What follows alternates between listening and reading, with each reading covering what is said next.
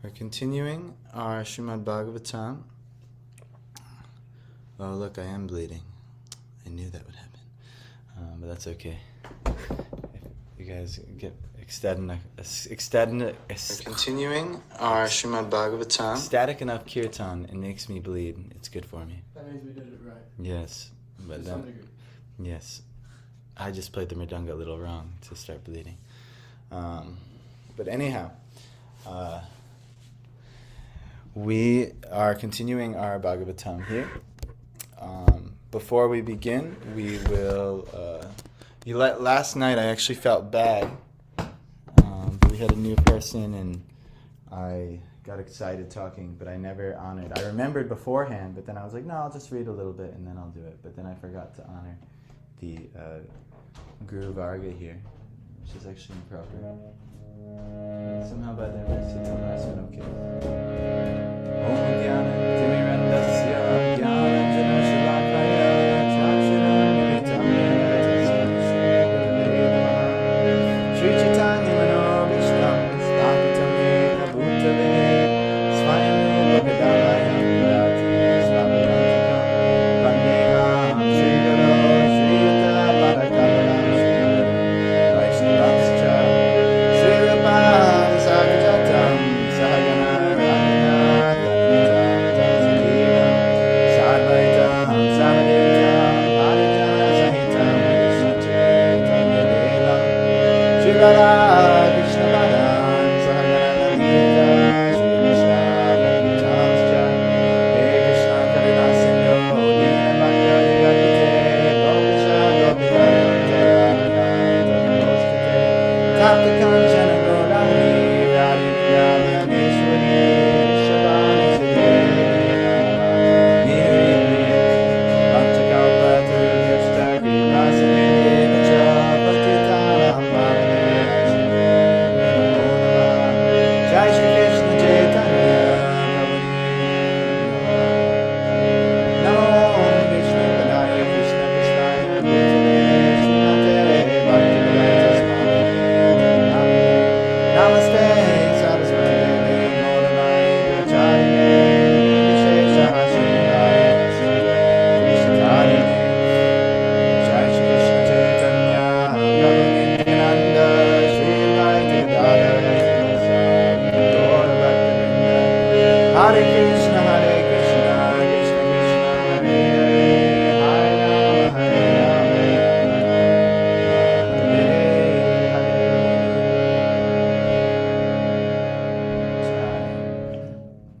So we're continuing on with our Srimad Bhagavatam study. What do you guys think? Where were we last time? Anyone remember? Not the exact verse. What were we talking about? What's that? Offering lamp to sun god. Yes, offering the lamp to the sun god, right? That was the one verse they were, Sutta Goswami was remarking. Maybe we'll find it exactly. The citizens arrived before the Lord with their respective presentations, offering them to the fully satisfied and self-sufficient one, who by his own potency incessantly supplies others. These presentations were like the offering of a lamp to the sun. Yet the citizens began to speak in ecstatic language to receive the Lord, just as wards welcome their guardian and father. So they were, it was remarking how the devotees are always offering elaborate prayers and lavish words, so many nice things to the Lord. But ultimately, it's like offering light to the sun. It's pretty much unnecessary. But at the same time, it's very necessary because the Lord isn't very much interested in the physical thing. He's very much interested in the love from which that thing is offered. So this is how, and I gave this story the other day when we went to Buffalo. We talked about the story of Vidura and Vidurani. Do you guys remember? Maybe Tanma, you weren't there. Piyush and Michael, maybe you'd remember how Yes. Vi- The banana peel and the feast by Duryodhana. Yes. Duryodhana provided Krishna this big elaborate feast of the finest ingredients, but there was no love in his heart at all for Krishna. He was trying to bribe Krishna or cheat Krishna, and he actually did try to capture Krishna shortly after that. But Krishna said, "I have no love. You have no love for me. You don't please me at all. I'm going to stay with Vidura."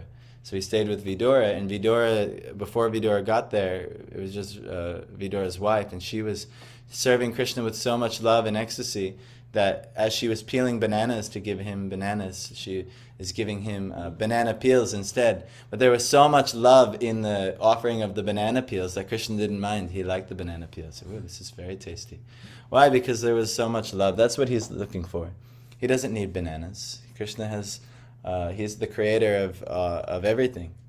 But when we offer our love, this he's very charmed by. So the citizens are offering such nice words, prayers, and so many things, but really what does Krishna really like from this? It's the love. So we're going to continue on. Now they're welcoming him in Dwarka. We also talked about his conch shell, removing all fear, how the Lord makes us, the presence of the Lord, if we have the proper consciousness, should make us fearless. So if you have fear in your life, and we talked about that verse from the Bhagavatam, why fear arises, it's because we're turning away from the Lord and we're misidentifying all situations in our life, thinking that, pretty much dualistic thoughts. This is the reality here. I don't have a job, and jobs are necessary for happiness. Or I don't have a relationship. Relationships are necessary for happiness. Or I don't have money. Money is, all of these things are dualistic thoughts. If you're always in Advaita consciousness, which means you're always seeing, trusting the Lord's plan, always understanding He's your protector and maintainer, and you're always doing that which is favorable to Him and avoiding things that are unfavorable to Him, and you're very humble, you're a surrendered soul, and you'll never have fear, because you understand the Lord is my protector, He's my maintainer. His will is always great. His plan is best. This is different consciousness here. But they said when the Dwarkavasis, when they heard his conch shell, fear personified fled. Craig, welcome. Hare Krishna. All right. Let's read text 6. Natasmate natha sadangri pankajam virincha vairincha surendra vanditam Parayanam kshemam ihechatam param Parayanam shenam itechatam param Nayatra kala prabhavet para prabhu Nayatra kala prabhavit para prabhu Nata, bow down. Sma, we had done so. Te, unto you. Natha, O Lord. Sada, always. Angri pankajam, the lotus feet. Virincha, Brahma, the first living being. Vairincha, sons of Brahma, like Sanaka and Sanatan. Sura Indra, the king of heaven. Vanditam, worshipped by. Parayanam, the supreme. Kshemam, welfare. Iha, in this life. Ichatam, one who so desires. Param, the highest. Na, never. Yatra, wherein. Kala, inevitable time. Prabhavet, can exert its influence. Para, transcendental. Prabhu, the Supreme Lord. Translation. We're on 111.6.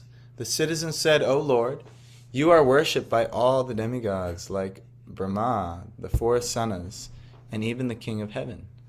You are the ultimate rest for those who are really aspiring to achieve the highest benefit of life. You are the supreme transcendental Lord, and inevitable time cannot exert its influence upon you. So they're starting to glorify Krishna. Now in Dwarka, there is the mood of Aishwarya.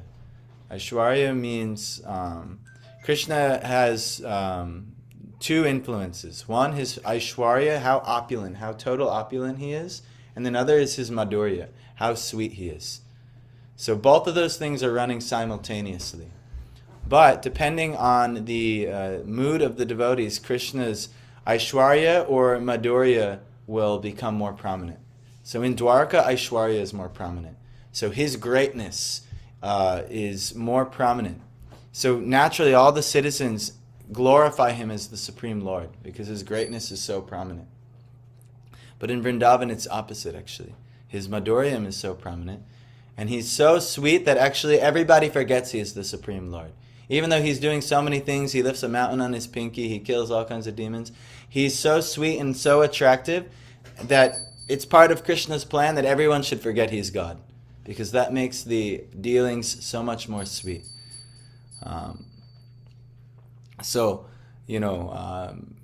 Like if we know God's greatness, we'll be ashamed to offer him like a little lamp or anything like this. Because like what does he need? He's so great. What is my meager offering? But if we can forget God's greatness for some time and focus very much on his sweetness, then we naturally want to offer everything we have in our possession. And that's what Krishna is actually looking for. So in Vrindavan, he makes that to the highest degree, where you'll actually forget his godhood. But that's not even close to where we are. So what are we doing now? We're going through the Bhagavatam, and we're going to evaluate all of the aspects of Krishna, and then maybe one day we'll have that special focus on maybe the Madhuryam type of sweet pastimes. But right now they're recognizing all the demigods like Brahma, the four Sanas, and even the King of Heaven. You are the ultimate rest for those who are really aspiring to achieve the highest benefit of life. You are the supreme transcendental Lord, and an inevitable time cannot exert its influence upon you. So it's describing some of the qualities of Krishna. Prabhupada is saying, the Supreme Lord is Sri Krishna as confirmed in Bhagavad Gita, Brahma Samhita, and other authorized Vedic literatures. No one is equal to or greater than him, and that is the verdict of all scriptures. The influence of time and space is exerted upon the dependent living entities, who are all parts and parcels of the Supreme Lord. The living entities are predominated, Brahman, whereas the Supreme Lord is the predominating Absolute. As soon as we forget this clear fact, we are at once an illusion, and thus we are put into threefold miseries. As one is put into dense darkness, the clear consciousness of the cognizant living being is God consciousness, in which one bows down unto him in all circumstances.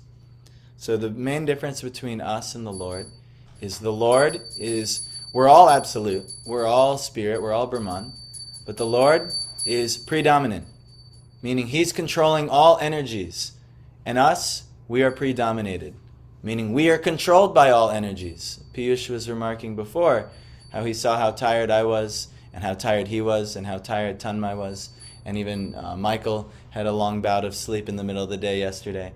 And he was noticing like there must have been something in the energies or the planets or something that's making us all so tired and things like this.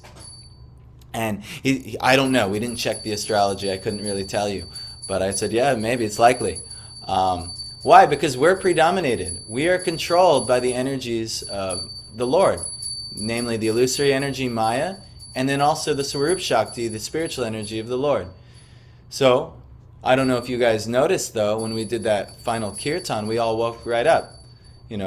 Why? Because now we're associating with the Swarup Shakti. We're associating with the spiritual energy of the Lord, with Lord Chaitanya's movement. And all of a sudden, what was once, we were like, really, our japa, our personal practice was really low because of us being predominated by Maya.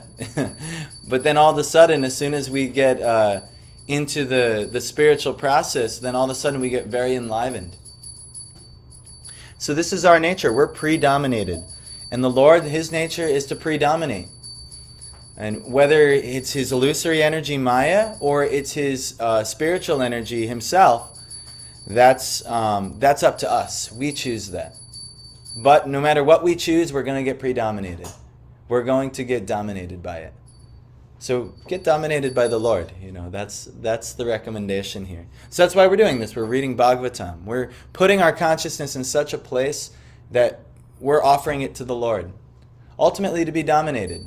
But it's good. It's not like some abusive relationship. But anyhow, let's continue. Bhavayanastvam bhavavishwa bhavana Tvameva matata suhrit patipita Mata Suratpati Pita Tvam Sadguruna Paramam Chadaivatam Satguruna Paramam Chadaivatam Yasyanu Kritino Babuvima Yasya Nivritya Kritino Bhaviguna Bhavaya for welfare, Naha for us, Tvam your lordship, Bhava just become, Vishwabhavana the creator of the universe, Tvam your lordship, Eva certainly, Mata mother, Atha as also, Surhit well-wisher, Pati husband, Pita father, Tvam your lordship, Satguru spiritual master, Naha our, Paramam the supreme, Cha and Daivatam worshipable deity, Yasya whose, Anuvritya following in the footsteps, Kritina successful, Babhuvima we have become. So now they're continuing their prayers, the citizens of Dwarka. O Creator of the universe, you are our mother, well-wisher, Lord, Father, spiritual master, and worshipable deity. By following in your footsteps, we have become successful in every respect. We pray, therefore, that you continue to bless us with your mercy. You know, you've probably read the 10th chapter of Bhagavad Gita, right? And in the 10th chapter it says, the Lord is the mother, He's the father, He's the greatest this, He's that, and it's going on. Bhagavad Gita, this is like textbook Aishwarya Bhav, you could say. This is how the relationship is. They're recognizing the Lord's ultimate form, ultimate greatness. O Creator of the universe, the Mother, well-wisher, Lord, Father, spiritual master, worshipable deity. And ultimately they understand by following in your footsteps we'll become successful. And we're praying, therefore, you continue to bless us with your mercy. This is very good. This is necessary, actually. This is why Prabhupada, he didn't give us Srimad Bhagavatam right away. He didn't give us, Krishna book was given quite early. But he didn't jump us right into Vrindavan. And, why? Because the foundation has to be there. Even in Vrindavan, Aishwarya is there at the topmost degree. But the Madhuryam is so great that it'll cover over that. But it's still there in the topmost degree. But we have to understand properly why to worship the Lord. So it's very good to understand his total opulence, his total godhood to the utmost degree. And we should feel ourselves insignificant. Because we are. We're completely predominated. We think, many of you boys especially have told me your plans for the past year. And I see oftentimes the plans don't go as planned. You guys agree? I had so many plans too. My plans also didn't go as planned. Why? Because the Lord has a plan. And our plans are always going to be dominated by His plans. So it is in our best interest to try and understand Him, try and serve Him, and try and align our plans with His plans. And understand if our plans don't go as planned, that His plan is better. So we have to understand this, and we have to ultimately create this relationship where we understand the greatness of God, and how can we be in relation to serving Him. So, yes, just like this. So they're doing this right now. They're worshiping Him with very nice words, very much in this Aishwarya Bhav, recognizing God's greatness. Let us come down more. Aho sanatha bhavatasma yadvayam Travishtapanam api duradarshanam Premasmita snigdha nirikshananam Pashyema rupam tava sarva sobhagam. Sorry. Aho! Oh, it is our good luck. Sanatha, to be under the protection of the Master. Bhavata, by your good self. Sma, as we have become. Yatvayam, as we are. Trivishtapanam, of the demigods. Api, also. Duradarshanam, very rarely seen. Premasmita, smiling with love. Snigdha, affectionate. Nirikshana Ananam, face looking in that mode. Pashyema, let us look. Rupam, beauty. Tava, your. Sarva, all. Sobhagam, auspiciousness. Translation. Oh, it is our good luck that we have come again today under your protection, by your presence. For your lordship rarely visits even the denizens of heaven. Now it is possible for us to look into your smiling face, which is full of affectionate glances. We can now see your transcendental form, full of all auspiciousness. So actually they're recognizing their great fortune. And they're saying, it's rare that your lordship rarely even visits the denizens in heaven. Everyone thinks that, if I had birth in the heavenly worlds, I mean, there's so many religions that they're very much banking on a heavenly situation, not realizing what would be so much better is the personal influence and relationship with God that you could potentially have. But most people are very fruitive, and they are very interested in how they can so-called enjoy. So anyhow, the denizens of heaven, they don't get darshan of the Lord very much. And Prabhupada's going to explain in this purport. The Lord in his eternal personal form can be seen only by the pure devotees. The Lord is never impersonal, but he is the supreme absolute personality of Godhead, possible to be visited by devotional service face to face, which is impossible to be done even by the denizens of higher planets. When Brahmaji and other demigods want to consult Lord Vishnu, the plenary portion of Lord Krishna, they have to wait on the shore of the ocean of milk, where Lord Vishnu is lying on white land, or called Svetadweep. This ocean of milk and the Svetadweep planet are the replica of Vaikuntha Loka within the universe. Neither Brahmaji nor the demigods like Indra can enter into this island of Svetadweep, but they can stand on the shore of the ocean of milk and transmit their message to Lord Vishnu, known as Kshirodakshai Vishnu. Therefore the Lord is rarely seen by them. But the inhabitants of Dwarka, because of their being pure devotees without any tinge of the material contamination of fruitive activities and empiric philosophical speculation, can see him face to face by the grace of the Lord. This is the original state of the living entities, and can be attained by reviving our natural and constitutional state of life, which is discovered by devotional service only. So you might have heard of one of the reasons Krishna came to this world was that Bhumi went to the demigods, and Bhumi's the form of the Mother Earth in like a heavenly form. It's like the form of a cow, a heavenly cow. And she's begging that I am being overburdened by all these kings and demonic personalities on this earth. Please, she appeals to Lord Brahma, please request your master Vishnu to come and give salvation to this horrible situation that's arisen. So Brahma, they go to Svetadweep, and they go to the ocean of milk, and they have to transmit the message to Kshirodakshai Vishnu. But you can't just go there. It's not accessible to even in the heavenly planets. And so you can actually consider them less fortunate, even though they're in the heavenly worlds, in this material world, because they are not intimately connected to the Lord.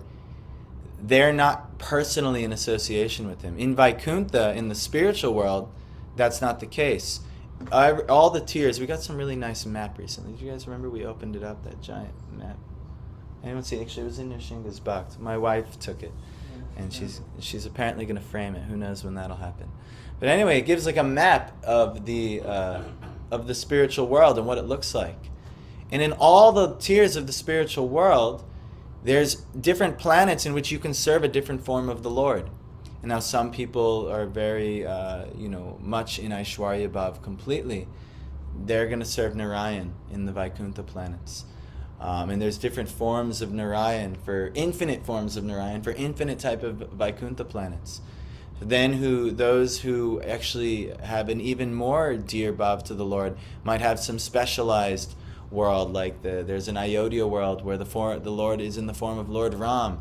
And again, mostly Aishwarya, but there's still this more intimate level of servitude than even that of Narayan. Then there's even more intimacy where you can serve Krishna in his Dwarka Leela. Still very much in the mood of Aishwarya, but now it's lessening. The Aishwarya, its prominence is getting less and less, and the Madhuryam is rising and rising. but still, now these citizens have this mood of worshiping the Lord, still recognizing his total greatness, but now you're seeing the Krishna form in his very dear Krishna form. And then there's Goloka, there's the place beyond that, and that's only very, very special souls can go, and that's where the Madhurya is so high that it completely covers the Aishwarya. And there, actually, all the citizens forget his godhood and only have different intimacies, and where the five rasas can come out in full. The five rasas, the first is Shanta, is just to appreciate the Lord. But it starts with servitude. In all the Aishwaryas, everyone has at least the mood of servitude. But then there is Sakya, where there's friendship with the Lord. Even in Dwarka and Vaikuntha, there's still levels of friendship. Not so much in Vaikuntha, but some in Dwarka there's friendship. Even in Ayodhya, there's friendship to a certain degree. And then where it gets more is then there's parental moods as well. In Ayodhya, Vaikuntha, and I'm not sure in Vaikuntha, but in Dwarka there is parental figures there who, like Vasudeva, Devaki, Kaushalya, what is it, Sumitra? Am I saying the names right? I don't know, but there are parental moods in these different aspects of the Lord. And then, but in Vrindavan, it's completely unique with Nanda and Yashoda.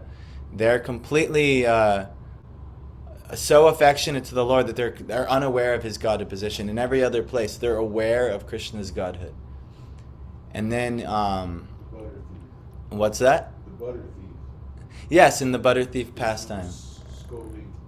Yes. Yashoda was scolding Krishna. Yes, Devaki and Vasudeva would never scold Krishna because they know of his godhood, but it's so dear to Krishna. Same with the gopis in Madhuryam.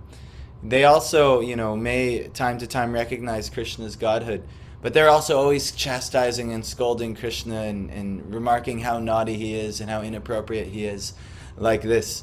Where in Dwarka that would never happen. It's just like, oh, whatever you do, Lord, is the greatest. No problem. But it's not as sweet to the Lord. His relationships are all except Satyabhama. Satyabhama is she's the unique one of Dwarka. But there's a reason for that, because she's very intimately connected to Radharani. Not many know. Satyabhama, her father was Satyajit, who had you've heard of this pastime in the 10th canto we read in the Krishna book. Satyajit had the Shamantaka jewel. He had worshipped the sun god, and he had got this special jewel that provided so much wealth every day, and everyone wanted this. So anyway, there's so many pastimes of this, but in the midst of this pastime, Satyabhama, Satyajit wronged Krishna in this pastime, and Satyabhama was ultimately given to him eventually as a wife.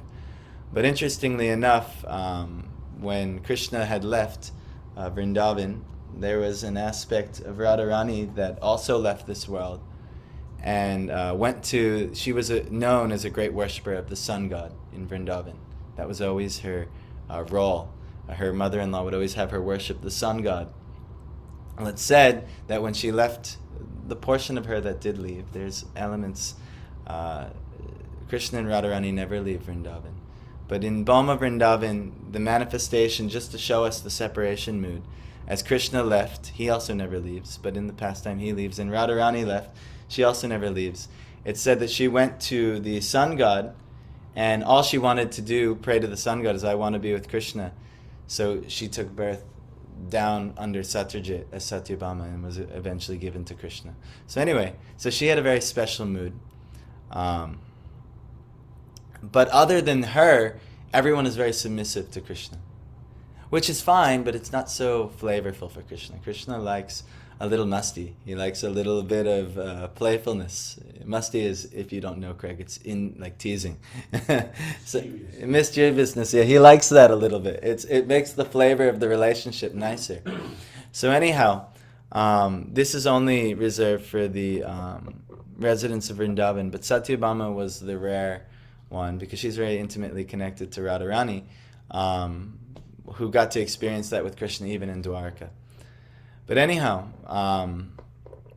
the spiritual world is very diverse. And depending on our mood and way we worship the Lord, we will achieve, especially if we're very sincere, we will achieve our objective. And spiritually we'll achieve our objective. Now, what that is very unique to the living entity. You know, Tanmay may be very attracted to worshipping Krishna in his baby form, Yashoda Damodar, like this, and like to see this pastime. So somehow or other, Tanmay may go and have that type of relationship with Krishna. Maybe Tanmay can have like an anti-relationship with Krishna or something like this. And you could be the anti in spiritual world. I'm just teasing you. It's possible. Anti, against. What's that? You thought you meant like auntie. No, I did mean auntie. Auntie? Auntie, yes. Oh, they meant anti, like. Yeah. No, I don't know what auntie means. Auntie. Like an auntie, like you know, like like your mother's sister would be an auntie. You know, you could maybe have that type of relationship with Krishna. If you were very attracted in that way, Krishna would fulfill your desire. You could take an auntie birth, or you can go and receive your auntie position in the spiritual world. But not to say that that's not what our acharyas necessarily recommend as the mood we focus on. But anything is possible. Like Hanuman, he always wants to be the Lord's humble servant. And his form Hanuman is perfect to do that. He always wants to keep that form and serve Ram just like that. So Ram will, of course, fulfill. And Ram will appear to him just like he is, as Ram. And he'll never appear to him a different way. So like this, what we focus on in our bhajan and on how we see our Ishta, see our Lord of worship, is how we will go to him in the spiritual world. Now that being said, the Bhagavatam is so wonderful because it gives us a map of what our options are. So, and our acharyas, especially as being Rupa Nugas under Rupa Goswami, they give us a map of what our best options are. What is available if we worship a certain way. So I won't spoil it, but the Bhagavatam will lead you to a certain mood, a certain place, a certain type of body and birth, and how to extract the most bliss in your service to the Lord, and how to give, more importantly, the Lord the most bliss. So that is, that'll be found in your study of Bhagavatam, that'll be found in your study of the 10th canto, and if you read the Krishna book, you'll get many clues as to what the topmost position is. But it's up to you. It's up to your own unique desire to serve the Lord. But with associating with devotees who have certain moods, their mood may become very attractive to you, and that mood may become something that you're very interested in. So anyhow, here Prabhupada is talking about how not unfortunate, they're fortunate as well, but how much less fortunate the demigods are, who have all kinds of material opulence and material control in this material world, are in comparison to the devotees of the Lord, who have his association and his personal relationship manifest. And this is actually what we're interested in. We're not interested in being like Ganesh or being like the king of heaven, like Indra or anything like this. This is actually a very unfortunate situation. We're not trying to be some king. We're trying to ultimately act in such a way that's most pleasing to the Lord. And what that looks like, if you learn about the Lord's pastimes and qualities and what he likes, you'll know. You'll know how you can participate. And it'll be revealed to you how you can, even in this world, and we see in Chaitanya's Leela, we can see how we can participate right here, right now. We're actually, Gaura Leela is still continuing. We're in Gaura Leela's Sankirtan movement. Maybe your duty is just like, I love to make yogurt for the temple. Craig likes to make yogurt for the temple. And maybe that's one of your roles. And it's a great role. It's a great role. How can I support the devotees in the Sankirtan movement?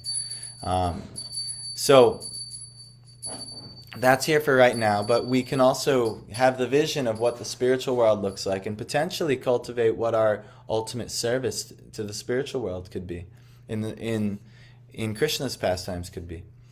So anyway, let's keep reading. One more verse. Yarhyambujaksha pasasara bobavan. That's a tough one, huh? Kurun madhun vata suhrididrikshaya. Tatrabdakoti pratimakshano bhaved. Ravim vinakshno ivanastavachuta. Yarhi, whenever. Ambuja aksha, oh lotus-eyed one. Apasasara, you go away. Bo, oh, Bhavan, yourself. Kurun, the descendants of King Kuru. Madhun, the inhabitants of Mathura, Brajabhumi. Va, either. Atha, therefore. Suhrit didrikshaya, for meeting them. Tatra, at that time. Abdakoti, millions of years. Pratima, like. Kshana, moments. Bhavet, becomes. Ravim, the sun. Vina, without. Akshno, of the eyes. Eva, like that. Na, ours. Tava, your. Achyuta, O infallible one. O lotus-eyed Lord, whenever you go away to Mathura, Vrindavan, or Hastinapur to meet your friends and relatives, every moment of your absence seems like a million years. O infallible one, at that time our eyes become useless, as if bereft of the sun. What Shikshastakam verse is like this? 7 is Yugaitam nimeshena chakshusha pravishayatam shunyayatam jagat sarvam govinda videhename. Every moment that you're gone feels like a whole yuga, which is maybe thousands, like it could be up to, some yugas can last even over 1,000,000 years. Kali Yuga is 432,000 years. So each moment that you're gone feels like a yuga. So they're also saying your absence seems like 1,000,000 years. This happens when if we actually get the taste of the Lord, it'll be so relishing that as soon as that Lord disappears, we'll feel completely bereft, completely distraught, and that all we want is that. And that's, this is on a very high level of devotion, but where are we at? We still are trying to figure out whether the Lord is even worth pursuing. We're still very attracted to material things and material pleasures. And we're thinking, should I even pursue anything spiritual? Is that even worth it? We're still trying to figure that out. But actually, this is what the devotees who really have, that's why it's number 7 in the Shikshastakam. He's progressively taking you up the levels of advancement of bhakti, up through bhav and even prem bhakti.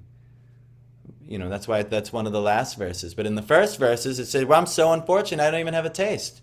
I have no taste for calling out to you. Pretty much, I haven't even figured it out. I'm so proud. I think, I know so much, or I'm so great in this way, that way, or the other way. I can't be humble. This is our problem, actually. So anyway, this is where we could go, but let's read the purport. We are all proud. Oh, that's interesting. We are all proud of our material senses for making experiments to determine the existence of God. But we forget that our senses are not absolute by themselves. They can only act under certain conditions. For example, our eyes. As long as the sunshine is there, our eyes are useful to a certain extent. But in the absence of sunshine, the eyes are useless. Lord Sri Krishna, being the primeval Lord, the supreme truth, is compared to the sun. Without him, all our knowledge is either false or partial. The opposite of the sun is the darkness. And similarly, the opposite of Krishna is Maya, or illusion. The devotees of the Lord can see everything in true perspective due to the light disseminated by Lord Krishna. By the grace of the Lord, the pure devotee cannot be in the darkness of ignorance. Therefore, it is necessary that we must always be in the sight of Lord Krishna, so that we can see both ourselves and the Lord with his different energies. As we cannot see anything in the absence of the sun, so also we cannot see anything, including our own self, without the factual presence of the Lord. Without him, all our knowledge is covered by illusion. So interesting, Professor. We're proud of our senses. We think, no, I have all the facilities to enjoy. I have this, that, and the other. How can you enjoy anything without the Lord's mercy being there? You can't breathe without the Lord putting the prana, the air, the oxygen there to be taken. You can't see without the light of the sun. You can't hear without the vacuums of space and how the sound. Nothing is possible without the Lord's mercy. Yet we're so proud. We are not so interested at all in participating in going to the Lord. So no problem. He gives a world of illusion, Maya, that which is not, where we think we're the controllers, the predominators, and then we get humbled. As we talked about on Sunday, we get put on the anvil of Maya and beaten over and over. You know about blacksmithing, Craig? Yes. It's like it's an analogy. You heat up the metal, right? You have to heat it up to and then the blacksmith beats it. And what'll happen is all the impurities, when he beats it, he'll beat all the impurities out. And that's what Maya is doing to us. She puts us on this hot anvil, and we're very much heated and in all kinds of trouble in this material world, and we just get beaten over and over and over and over again until we purify, until we realize the error of our ways and how foolish we've been. And we've been beaten lifetime after lifetime after lifetime, but somehow or other we've made it here.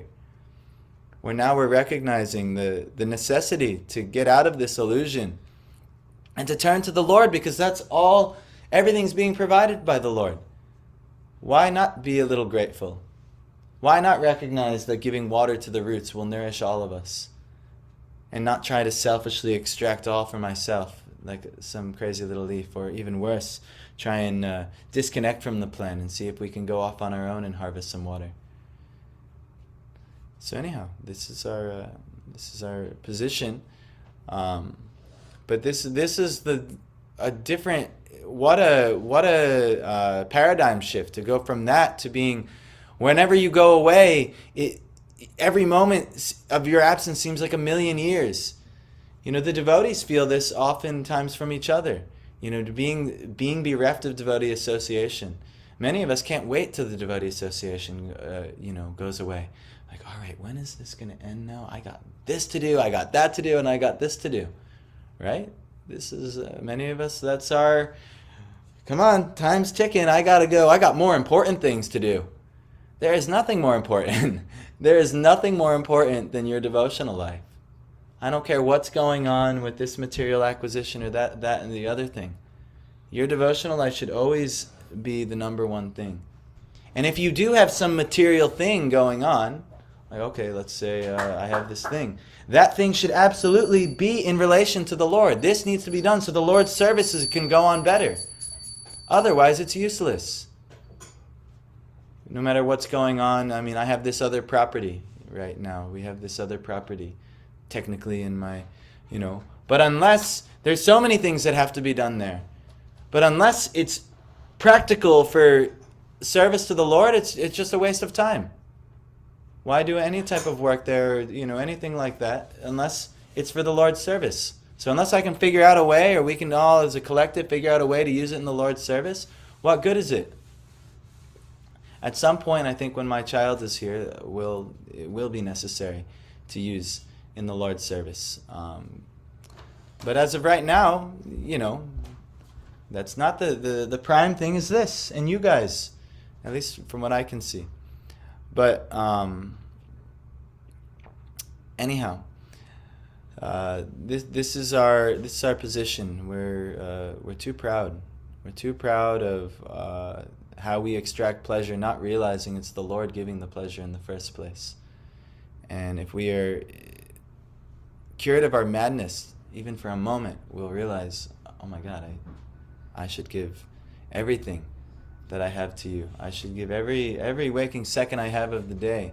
I shouldn't I can't wait until this part of the day is over, I can't wait till I'm done with my rounds. I can't wait. I have more important things to do. You don't. We don't.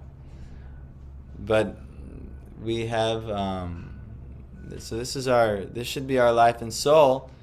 And if it becomes our life and soul, the Lord will reciprocate with you. And maybe one day you can be like the Dwarkavasis, actually getting to personally see the Lord and can't wait for Him to return. And life feels dreadful in His absence, and you do anything you can to be with the Lord. So anyhow, that's our class for today. I ended a little early, which is nice. Yeah, any like comments or questions or anything like that? Remarks? Reflections?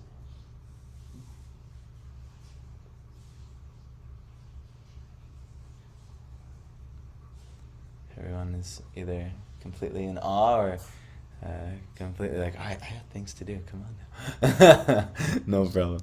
Alright, Grantharaj Srimad Bhagavatam ki Jai. So we will we'll continue on tomorrow. We'll have Ben here for Friday, and then we'll have Ben and Mugdha here for Saturday too, so we'll have a little extra oomph. What's that? And then actually Megna's coming soon as well, which is very nice. Something like that, yes.